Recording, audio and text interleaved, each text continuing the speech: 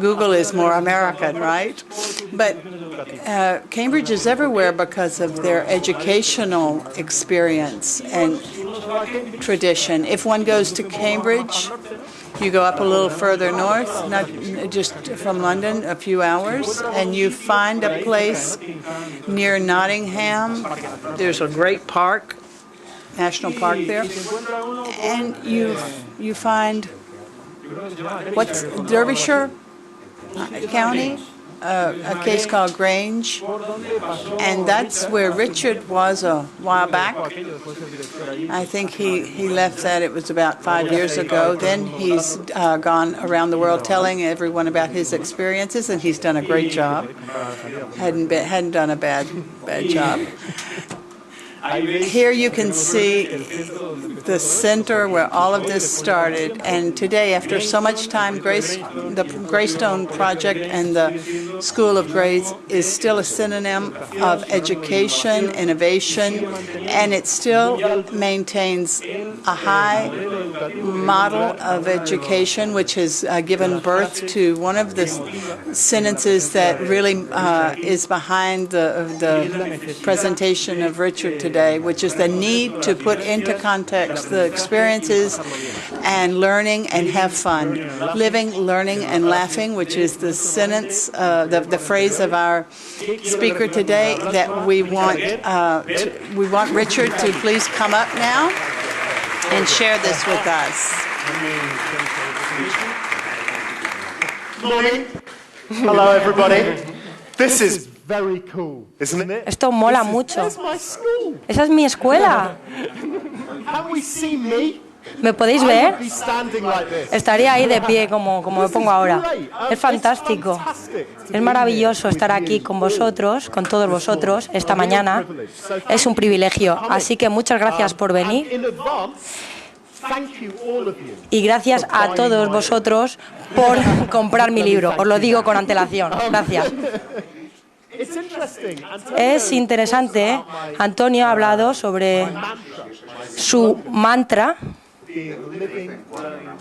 Mi frase mítica es vivir, reír, aprender. Os voy a preguntar una cosa. ¿De dónde viene esto? Me sorprende que cuando nacemos creativos, innovadores, tenemos entusiasmo por la vida, por aprender. Todo para nosotros es maravilloso y excitante. Nos lleva a la risa. Pero es interesante que no hay nada más infeccioso que la risa, más contagioso que la risa de un niño pequeño. Y creo que está por aquí y que hoy día, que este día salga un poquito de risa en un ratito. Pero ¿dónde va? Esta mañana, una de las preguntas que me dijeron que tenía que hablar con vosotros es creatividad e innovación. Y voy a volver a hacer la misma pregunta. ¿Dónde va? Porque algo en lo que he creído desde hace tiempo es que no puedes enseñar creatividad. Es una noción ridícula. Deberíamos preguntarnos una pregunta mucho más diferente, que es: ¿qué pasa con la creatividad con la que nacemos? En la investigación que he hecho y todo lo que he leído, los expertos os dirían que aprendemos en un momento entre el 17 y el 75% de todo lo que aprendemos en la vida, lo aprendemos con menos de 5 años de edad. Así que, ¿dónde va? Nacemos con el espíritu de la vida, nacemos como personas que desesperadamente queremos aprender. Pero no hay ningún bebé en el planeta que pueda decirlo.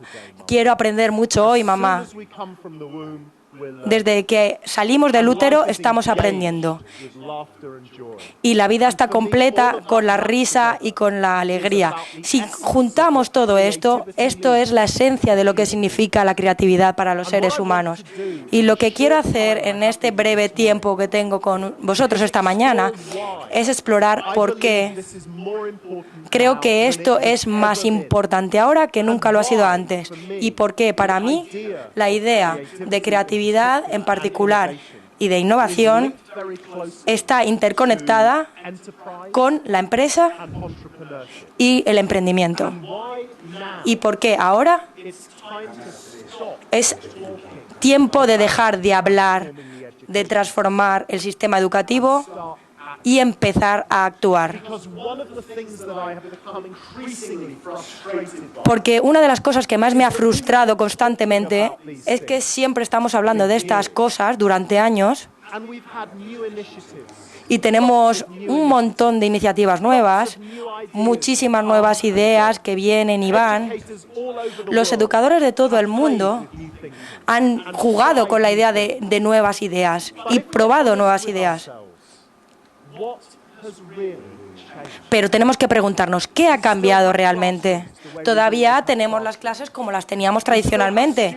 Todavía tenemos a los estudiantes que se sientan en esa clase día tras día, esperando que les digan qué es lo que tienen que aprender, qué es lo que tienen que pensar y cómo tienen que aprender.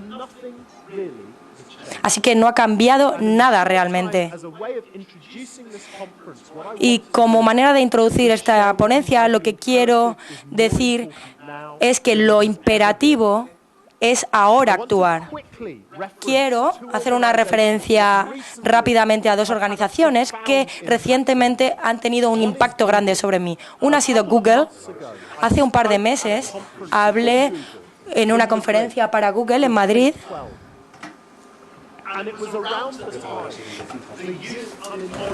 Y se trataba de...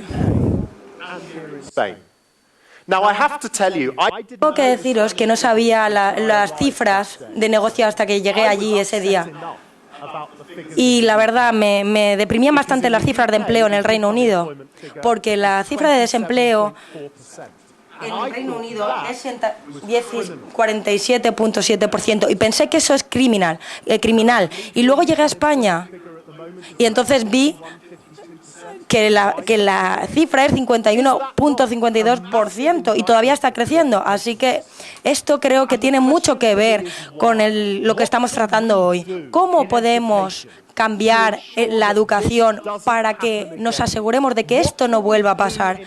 ¿Qué podemos hacer en la educación para crear nuevas generaciones de jóvenes adultos que ya no están educados para esperar a que lleguen ahí los trabajos? Porque yo creo que eso es parte del problema. La educación en el mundo occidental enseña a los jóvenes a que se esperen a ver lo que tienen que hacer, cómo lo tienen que hacer, cuándo lo tienen que hacer. Así que lo que ocurre es que incluso los estudiantes más brillantes que salen de la universidad con las mejores notas se sientan ahí y dicen, vale, ya tengo mi título, ya tengo mis cualificaciones, dadme un trabajo. Y lo que necesitamos es una generación que tienen el punto de creatividad y de iniciativa emprendedora, que cuando salgan de la educación digan, bueno, este es el trabajo que voy a tener y este es el trabajo, y así es como lo voy a hacer. Hace un mes también en Madrid, en la AppFest, hablando con algunos de los jóvenes emprendedores más sobresalientes de España, ninguno de ellos sabía la palabra "moment" significaba. No sabían lo que significaba esperar a que llegase un trabajo para ello. Ellos tenían el coraje y la convicción para empezar sus propios negocios y como resultado muchos de ellos están haciendo cosas muy importantes, de maneras muy importantes. Y para mí eso va a ser el punto ardiente de la nueva economía. La mayoría del mundo occidental va a salir de los problemas masivos que estamos enfrentándonos de esta manera. Así que cuando estaba en Google, cuando estaba hablando con los directivos senior sobre el desempleo, alguien dijo algo que me pareció bastante escalofriante. Tenemos un problema cada vez más grande en cuanto al reclutamiento de personas, porque lo que encontramos es que los jóvenes educados de Europa Occidental no tienen las capacidades que necesitamos que tengan para que operen en nuestra organización, en una empresa como Google. Y yo les dije, ¿a qué te refieres? ¿Capacidades tecnológicas? No. Los estudiantes tienen unas capacidades tecnológicas fantásticas. Tienen un acceso importante a las nuevas tecnologías. Lo que me dijeron es que lo que no tienen son las capacidades subyacentes que necesitamos. Porque si contratamos cerca de 40.000 personas en todo el mundo y tenemos una estructura muy plana, no microgestionamos a nuestros empleados, no les decimos qué tienen que hacer y cómo lo tienen que hacer. No tenemos una gestión de rendimiento tradicional, no tenemos gestores mirando a los empleados por encima del hombro todo el tiempo, viendo si están haciendo el trabajo que tienen que hacer. Y ese es el problema, porque los estudiantes que salen del sistema occidental están educados para ser controlados, no para estar capacitados. Y lo que necesitamos, la gente que viene a trabajar en Google tenga espíritu emprendedor, que tengan la confianza para sentirse capacitados, para tomar el control, para ver el problema y resolverlos por ellos mismos, para buscar huecos para colaborar, gestionar su propio tiempo de su propia manera, sin que haya alguien al lado de ellos diciéndole todo el rato qué hacer y cómo hacerlo. Y dijeron, esto es un problema cada vez más grande para nosotros. Esto tiene que ver con una conversación que tuve en India recientemente con una empresa llamada CE. Muchas personas del occidente no han oído de CE Media, que es una de las empresas de comunicación, de medios de comunicación más importantes del mundo. Hacen casi todas las películas de Bollywood y todas las series en India. O sea, que su empresa es gigante.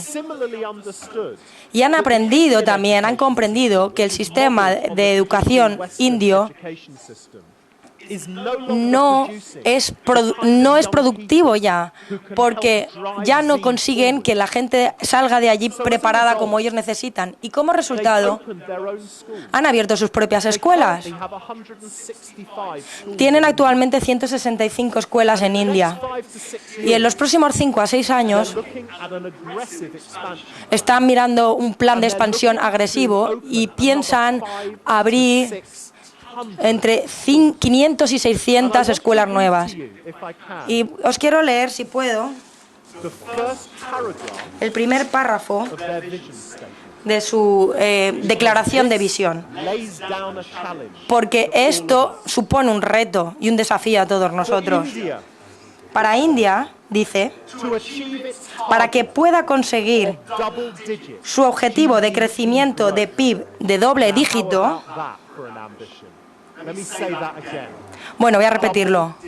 Un crecimiento en el PIB de 2 dígitos. No sé cuál es el PIB en España, pero en Reino Unido es 0.01%. Para ello necesita aprovechar todos sus recursos, siendo el más importante la mano de obra. Por desgracia, nuestra mano de obra, nuestros recursos humanos hoy en día no están equipados para conseguir superar el reto de llevar a India hacia su destino. El 35% de ellos son analfabetos y aquellos que tienen algún tipo de título apenas son empleables. Esto es porque su curiosidad por aprender y descubrir su potencial único se ve apagada y sofocada por un sistema de aprendizaje de memoria y basado en los exámenes. Todos tienen que aprender de la misma manera, tienen que examinarse de la misma manera y no queda lugar para la singularidad de cada persona. Mi punto es este. Si India se ha dado cuenta de esto y nosotros no hacemos algo rápidamente, tenemos un problema muy grande. Así que, ¿por qué nos cuesta tanto transformar nuestro sistema? Espero que nos importe, pero os voy a dar una pequeña lección de historia porque creo que ayuda a entender los problemas que tenemos hoy en día. No sé si alguno de vosotros reconoce al hombre de la izquierda. Era un hombre llamado Frederick Winslow Taylor. Taylor básicamente creó la era industrial, creó el programa de eficiencia de la era industrialista. Escribió un documento a final del siglo XIX llamado Science and Productivity, Ciencia y Productividad, que dominó el sistema industrial en todo Occidente durante el siglo XX. El principio era muy simple. Se basaba en la idea de que la máxima beneficio de una organización, para aumentarla, había que aumentar la eficiencia. Cuanto más eficiencia, mayor productividad, y mayor productividad lleva a un mayor beneficio. Por supuesto, en la era industrial, esto era una metodología muy eficiente y con mucho éxito. Pero conforme fue avanzando el siglo XX, comenzó una fase más avanzada de este movimiento que se llamaba Time and Motion, tiempo y movimiento. En Japón, esta tendencia se convirtió en otra etapa llamada Kaizen. La eficiencia se convirtió en un arte para los japoneses y por eso los japoneses han dominado la industria desde finales del siglo XX. Lo que ocurre ahora es que en lugares como en China y en India han adoptado y se han hecho maestros sobre el trabajo y el modelo que propuso Taylor. Pero los economistas se han movido un paso más allá. Ya no somos solo economías industriales, tenemos nuevas formas de pensar y lo que necesitamos es un sentido mayor de la creatividad, del emprendimiento, de la innovación, del pensamiento orgánico. No obstante, el problema es que la mayoría de nuestros políticos y la mayoría de nosotros, para ser honestos, hemos sido educados en la época del time and motion, tiempo y movimiento.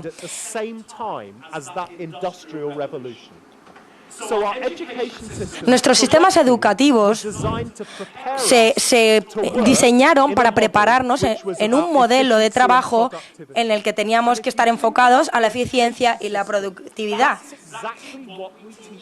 Y eso es exactamente lo que le enseñamos a los niños, ser cada vez más eficiente y conseguir las cosas bien. Y consiguiendo hacer las cosas bien, eficientemente, conseguirán las recompensas del sistema.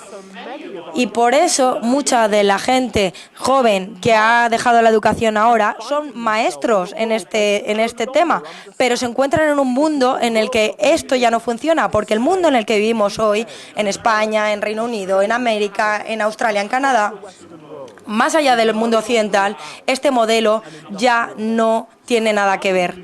Así que, ¿cómo damos un paso? ¿Y por qué es esto tan importante?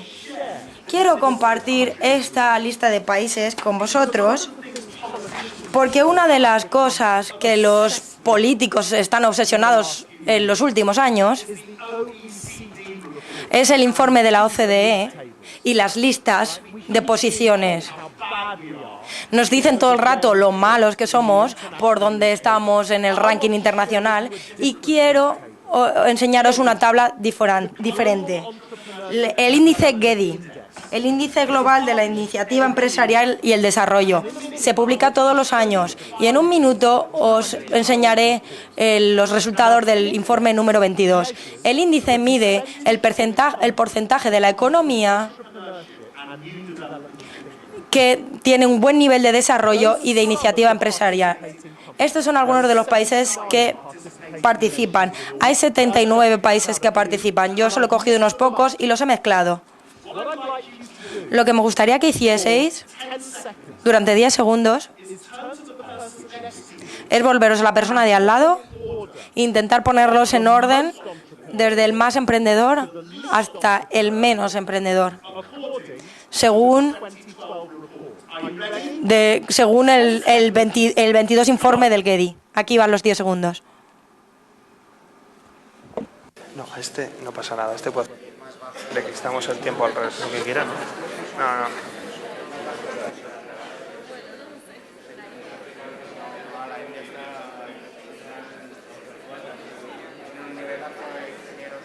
Five seconds. 5 segundos.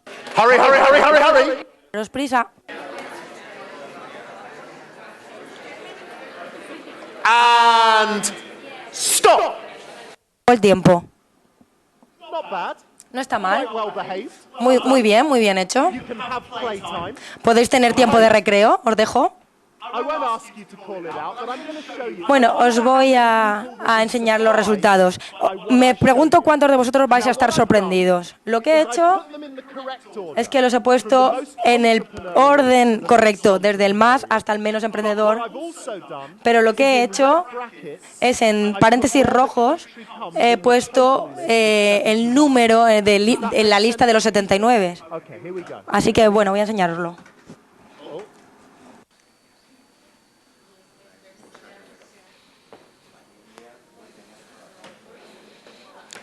Now, isn't that interesting? No es interesante Because a lot of people porque mucha gente piensa BRIC countries would be at the top. A lot of es que algunos países como India, China, estarían, a lo mejor África, estarían en la cima, pero no. Y os voy a explicar luego por qué.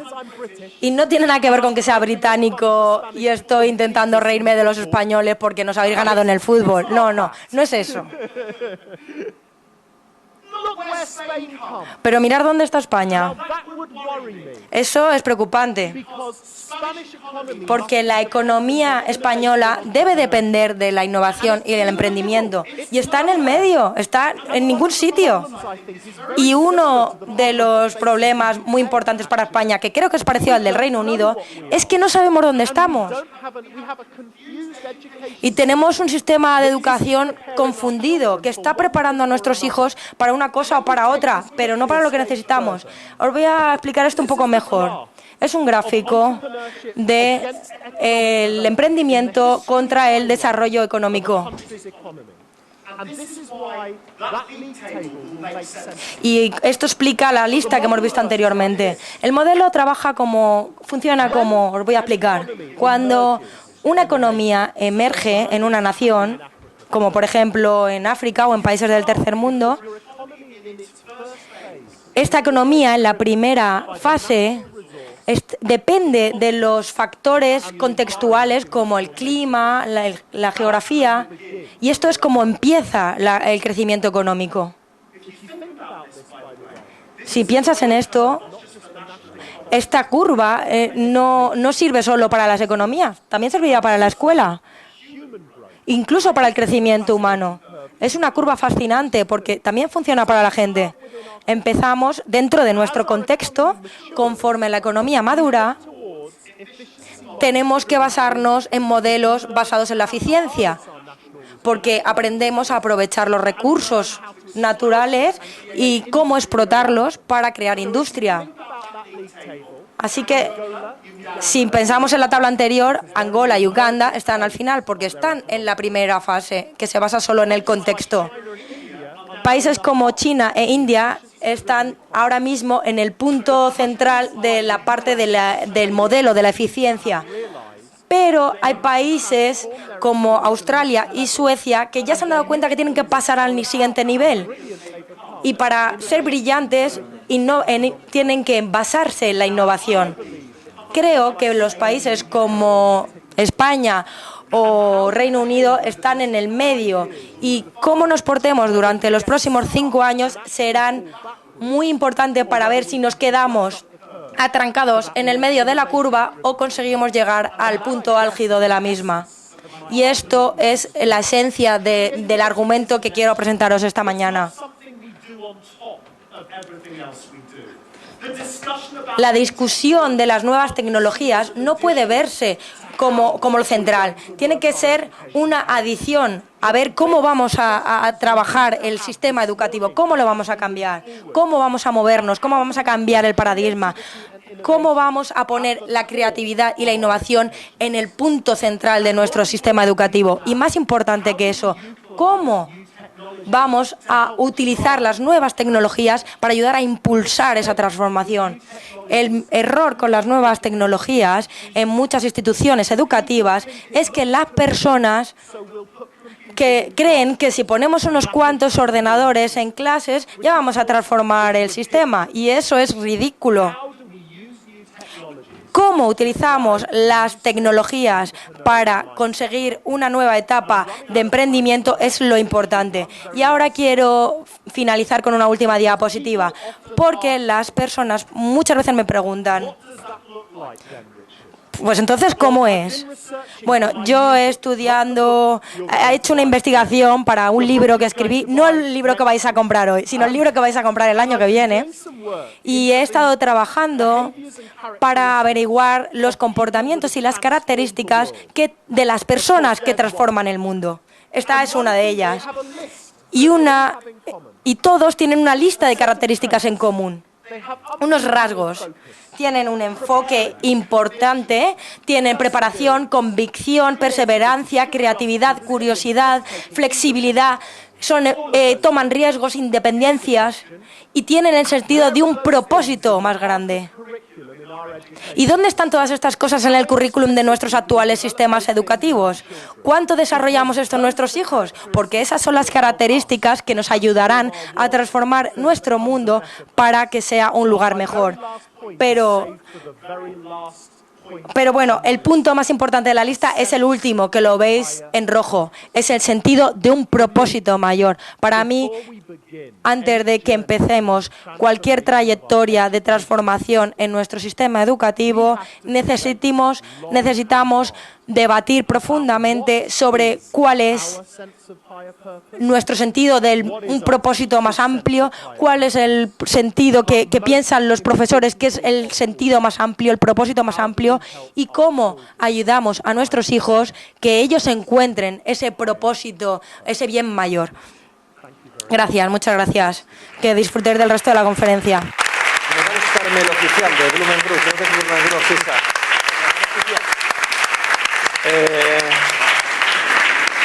Vamos con el vídeo, ¿no? El vídeo Primero lo les lanzamos vídeo. No. Muchas gracias, muy interesante y creo que todos hemos aprendido mucho.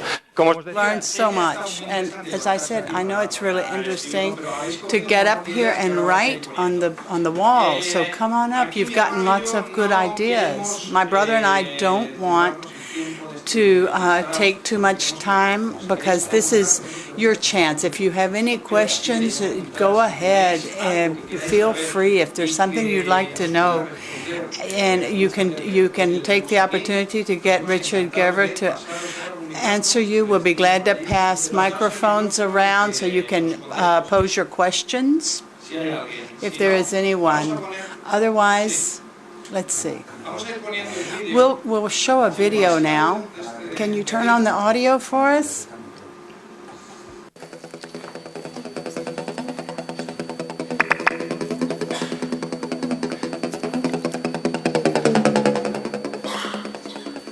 ¿Conocéis a esta gente? You know these guys? Who's familiar with them? Danielle, great. Okay. Maybe we've got their book. No, you know them. The question is, what do they remind you of? What do they suggest to you, these guys, Richard? What?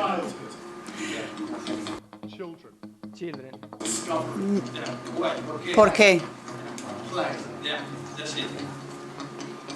Es eso. That's it. That's important, what Shay just said. I don't know if you all heard it, but they communicate, even though they're not necessarily speaking. One of the projects that Richard was working in was Blue School. It was a school in New York, financed by these people. It's a school, if I'm not mistaken, for education for kindergarten and primary, but for that age in primary school, it's a type of school where Richard was. And I think that you were advising them for that project, right?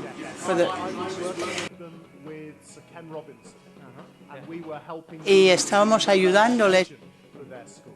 ¿Y aún estás relacionado con el proyecto? Ya. Sí, aunque no es de una manera más alejado, pero seguimos en contacto y han tenido tanto éxito que van a abrir otro colegio en Los Ángeles. About the 3 top things you would cite of this project. La primera cosa es su compromiso a aprovechar el entusiasmo y la curiosidad de los niños y darles espacio para explorar todo ese entusiasmo y emoción. Tienen su colegio donde siguen comprometidos para asegurar que los niños tengan las destrezas y que puedan escribir, hacer matemáticas, etcétera, y entender el mundo, pero lo hacen de una forma que es muy rica para ellos. Y hay muy poca instancia donde el profesor les está diciendo. Es un entorno que ponen donde pueden descubrir las cosas por sí mismos los niños. Y por último, han utilizado el departamento de Atrezo y han creado los mejores recursos escolares que he visto jamás. Porque eso es como es el colegio. Es estupendo. ¿De verdad que no vais a tener ninguna? You're not going to ask any questions to Richard? Here, I can move the mic around. I'll be glad to pass it around. Tell us your questions. ¿Acaso si presentar mejor, porque a lo mejor no nos conocemos todos? On your presentation, it's great. I'm Jose La Peña from Telefónica, and my question is certainly based on this last list. A lot of the things on this list have something to do with personality and personal emotions. So I think emotions are outside of the classrooms, of course. And aside from the diagnosis, I'd like to know your advice for the first steps we'd have to take, because this is a big, big educational change we're talking about in Spain.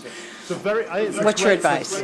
The first thing I think. La cosa que necesitamos que pase en los colegios,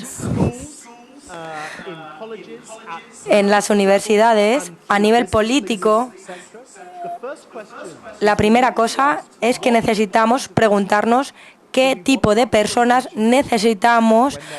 queremos que nuestros hijos parezcan cuando sean adultos, porque me sorprende mucho que muy pocos países han preguntado esto.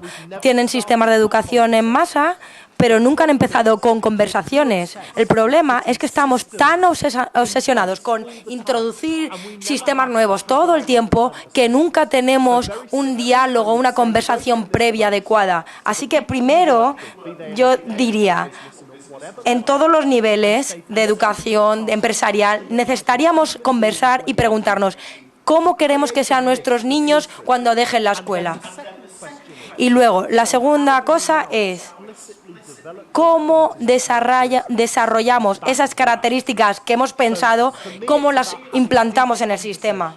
Así que, en resumen, hay que tener una conversación, un debate más profundo y no implantar sistemas nuevos tan rápido. Otra preguntita y otra ahí y otra. Question, I think. Let's see.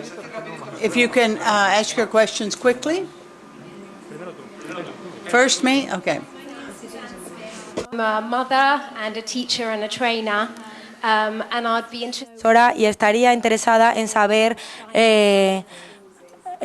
su opinión sobre la escuela de Bulldog o externa.